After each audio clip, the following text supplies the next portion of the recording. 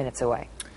Now to the issue that affects every single one of us, the battle over health care reform. In a 13-10 vote, the Senate Health Committee has approved a plan that would vastly expand health care in this country. There is no plan to pay for it yet, but a similar plan in the House calls for new taxes on wealthier people and small business owners. So will the Senate adopt the same thing? Joining us now is the Senate Minority Leader, Senator Mitch McConnell. Good to see you, sir. Thanks very much for being here. And let me just ask you, is this something that's going to fly in the Senate?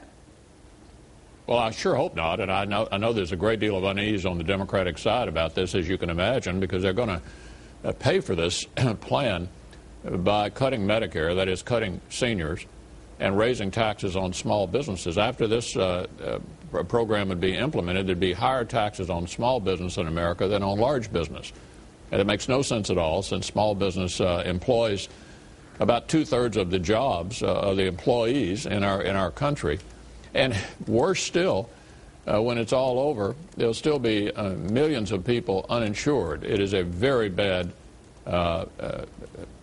program that I think is not going to pass the Senate. We're doing everything we can to defeat it, which is not to say that we don't need health care reform. We do. The costs are entirely too high, and there are all a whole array of options to drive costs down that don't destroy the finest health care in the world. Well, your colleagues on the other side of the aisle have said for months now that the Republican Party is the party of no. Every time the opposition party tries to suggest some other ideas, it's the party of no. So give us some ideas that are tenable, that the Republicans could handle and live with when it comes to reforming health care in this country.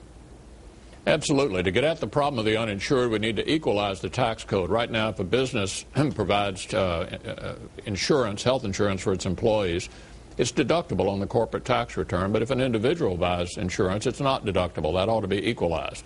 Number two, we ought to be incentivizing wellness programs. The Safeway Corporation, by targeting smoking, obesity, high cholesterol, high blood pressure, and lack of exercise, have been able to cap their health insurance costs by incentivizing their employees to change their behavior. And number three, we ought to go do something about junk lawsuits against doctors and hospitals that are creating massive costs through defensive medicine and driving the cost up of health care for all of us. Those are the kinds of steps that we could take that would really address the problem of access and cost without scrapping the finest health care in the world. I know you've got a meeting to go to. I want to just ask you real quickly, because the White House seems to be pushing this very, very fast. And they've put up we're actually keeping a clock ourselves for this deadline that has been self-imposed by the Democrats and by the White House. Is there any way for you and your colleagues to sort of slow this down so that the country can have a debate and we can figure out the best way to do this,